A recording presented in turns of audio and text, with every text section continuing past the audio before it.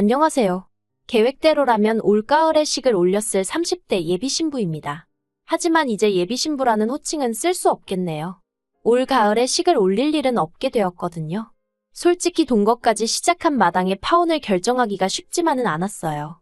이미 제가 결혼을 앞두고 있다는 건 저나 부모님 주변에 알만한 사람들은 다 알고 있었으니까요. 그렇지만 체면 생각하느라 아니다 싶은 결혼을 추진하자니 그러다 정말 이혼이라도 하게 되면 그땐 어떡하나 싶대요.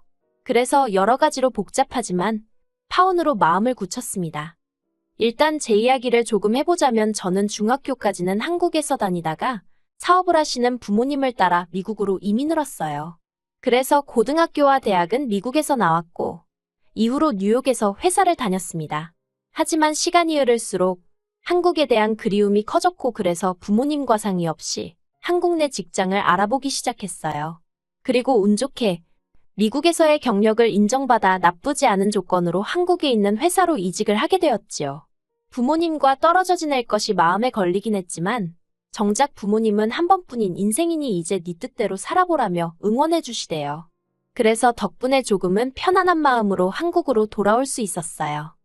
그리고 이렇게 한국에서 직장 생활을 하다가 남자친구를 소개받았습니다.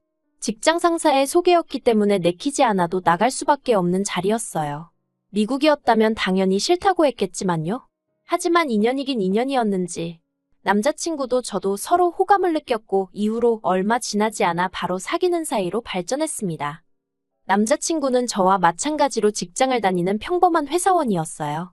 그리고 해외 이민이라던가 그런 쪽에 무척이나 관심이 많더라고요. 그래서 종종 저한테 언젠간 다시 미국에 돌아갈 계획이 있는지 묻곤 했어요. 그리고 그때는 그 질문에 속뜻이 뭔지 정확히 알지 못한 채 그냥 별 생각 없이 가게 되면 가는 거겠지라고 대답하곤 했는데 남자친구는 저에게 이런 선택권이 있다는 것 자체를 부러워하더군요. 그리고 이 부러워하던 마음이 저에게 프로포즈를 하게 된 계기였는지 그것까진 잘 모르겠어요. 아무튼 남자친구가 사귄 지 1년이 넘어가자마자 저에게 프로포즈를 해왔고 저는 그 프로포즈를 받아들였습니다.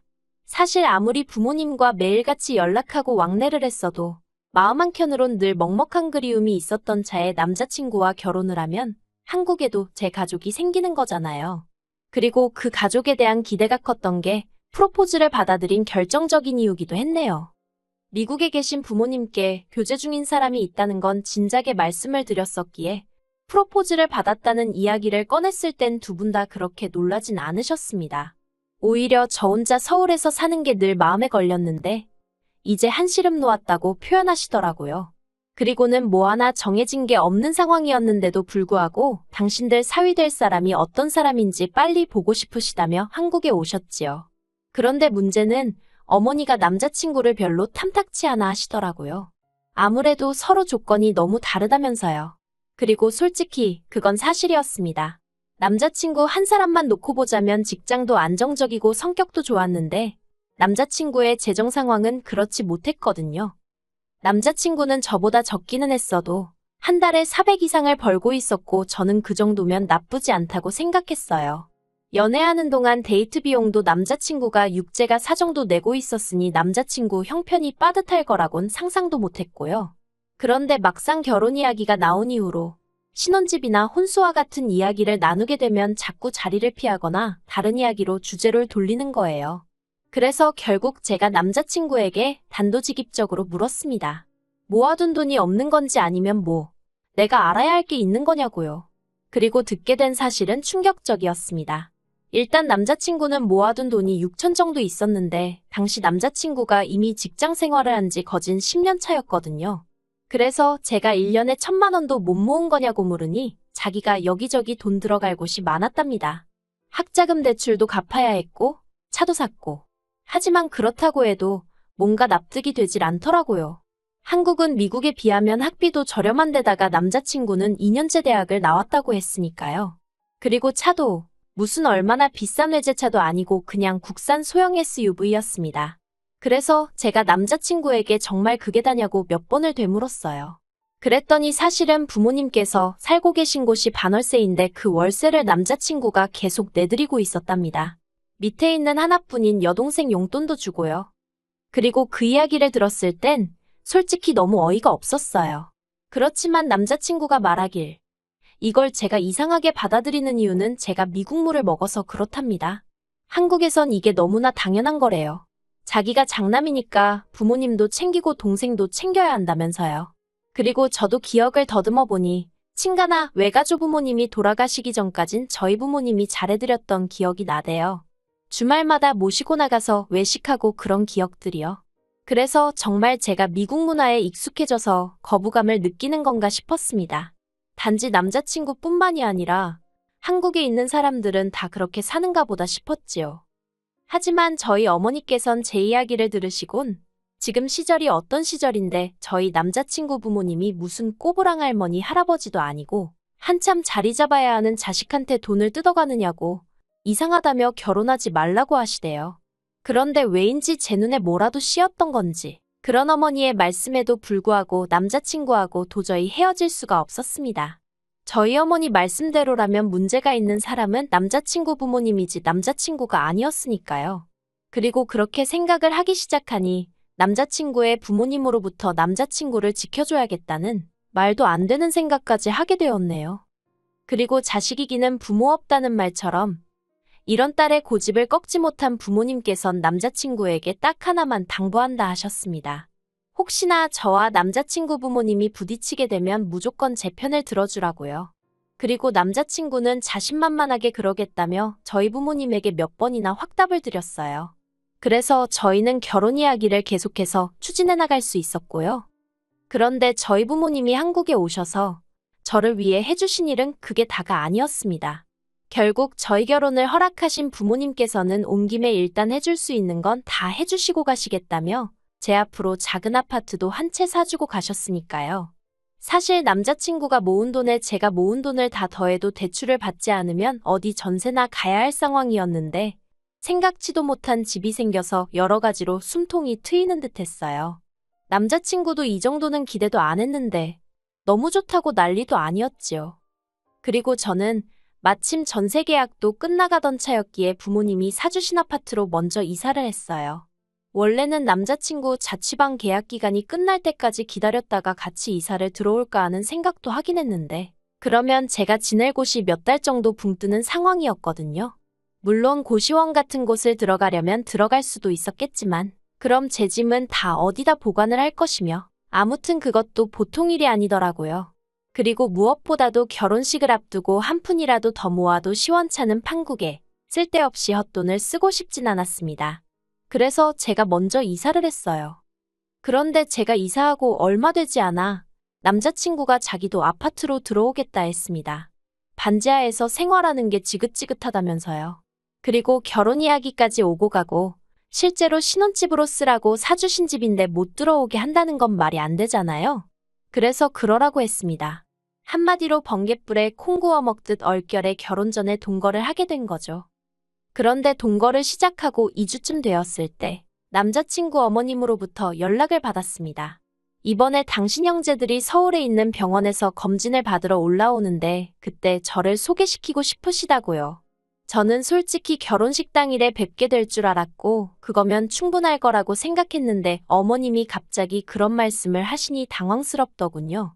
하지만 그런 제 마음도 모른 채 남자친구가 옆에서 그거 정말 좋은 생각이라며 그러라고 했어요. 이번 기회를 놓치면 제가 직접 한 분 한 분 뵈러 인사를 가야 한다면서요. 그래서 자의반타의반으로 알겠다고 했습니다. 그런데 저를 더 황당하게 한 건 그러면 그때 아예 저희 집에서 집들이를 하자는 거예요. 사람도 많은데 어디 식당을 가기도 마땅치 않지 않냐면서요.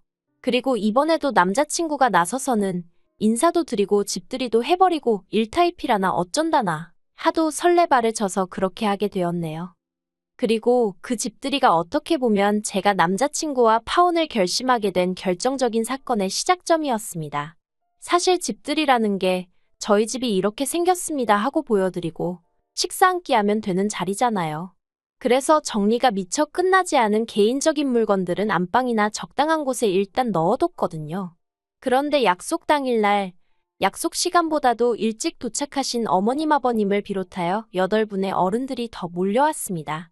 그래서 제가 어머님께 4분 정도 오신다고 하지 않으셨냐고 여쭈니 그 사람들도 다들 자기들 짝꿍이 있지 않겠냐면서 그러니 제가 센스껏 곱하기 2를 했어야 한다고 핀잔을 주시더라고요. 그리고 그렇다 보니 음식은 당연히 부족했고 남자친구가 자기가 나가서 치킨이랑 피자 같은 거라도 좀 사오겠답니다. 그런데 남자친구가 나가면 저 혼자 그 많은 남자친구의 식구들을 상대하고 있을 엄두가 나질 않더라고요. 그래서 제가 남자친구에게 내가 나갔다 올 테니 당신은 어른들하고 있으라고 했어요. 그리고 남자친구가 말한 대로 피자에 치킨에 급한 대로 사서 집으로 들어왔는데 집안에선 어이없는 상황이 펼쳐져 있었습니다. 제 개인적인 물건들이 식탁 위에 다 나와 있었거든요.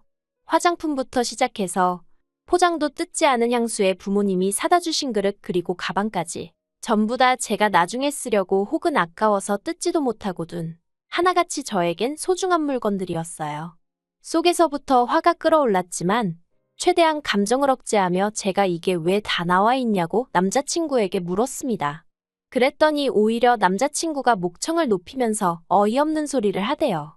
저더러 쓰지도 않을 걸 왜 이렇게 쟁이고 있냐면서 알뜰한 줄 알았는데 이제 보니 영 아닌 것 같다나요? 그리고는 그래서 이거 오늘 전부 다 여기 계신 어른들한테 나눠드릴 거랍니다. 그리고는 또 뭐라더라. 앞으로 쓸데없는 건 안 사겠다고 여기 어른들 앞에서 자기한테 맹세를 하라는 거예요. 어이가 없어서 제가 무슨 헛소리를 하느냐고 그랬어요. 쓸데가 있건 없건 내 돈 주고 산 건데 당신이 왜 이러냐고 별꼴이라고 해버렸지요. 그리고는 이미 몇 개 챙기신 어른들더러 저한테 돌려달라고 했습니다. 솔직히 이때도 어이가 없었던 게 누가 봐도 남자친구 물건이 아닌데 가지라고 주면 받는 사람이 거절을 하는 게 정상 아닌가 싶었어요. 아무튼 몇 분은 줬다가 가져가는 게 어딨냐며 짜증을 내셨는데 짜증을 내도 조카인 남자친구한테 내셔야지 왜 저한테 그러시나 싶어서 저야말로 짜증이 나더라니까요. 그리고 결국 어른들 중 몇 분이 술맛 버렸네 밥맛 떨어지네 하며 자리를 일어나셨습니다. 남자친구는 저더러 어떡할 거냐면서 성질을 부렸고 어머님 아버님도 저더러 다시 받네 어쩌네 하며 혀를 차셨지요. 그리고 거기까지는 그래도 제가 그럭저럭 참을 수 있었습니다. 하지만 결국 남자친구의 외삼촌이란 분이 저를 열받게 아니 폭발하게 만들대요. 그냥 침도 아니고 가래침을 제 신발에다 뱉으면서 젊은 X가 욕심만 많아서 재수가 없다고 했거든요. 그런데 그럼 외삼촌을 누구 하나 말리기는커녕 마음 넓은 네가 참으라면서 조카 며느리 될 애가 미국에서 컸다더니 버르장머리가 없다고 자기들끼리 수군거리는 거예요. 그래서 저도 남자친구한테 가정교육을 어떻게 받았길래 주인 있는 물건에 손을 대냐고 그거 도둑질 아니냐고 한마디 했네요. 그랬더니 어머님이 너 지금 내 아들더러 도둑이라고 그랬냐면서 제 머리를 잡아채려 하시고 집안이 온통 아수라장이 되었습니다. 저는 방으로 뛰어들어가 경찰에 불렀는데 놀란 마음이 도통 진정이 되질 않대요. 그리고 결국 경찰이 출동하고 나서야 대부분의 사람들이 돌아갔고 제가 남자친구의 외삼촌은 재물손괴죄로 고소하겠다 했습니다. 듣자 하니 공무원이라던데 한번 귀찮아져 보라고요. 그리고 당연히 남자친구한테는 지금 당장 짐 싸서 나가라고 했어요.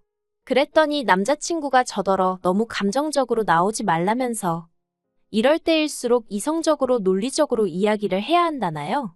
그래서 지금 나는 누구보다 이성적이라고 경찰 한 번 더 부르기 전에 당장 내 눈앞에서 꺼지라고 했어요.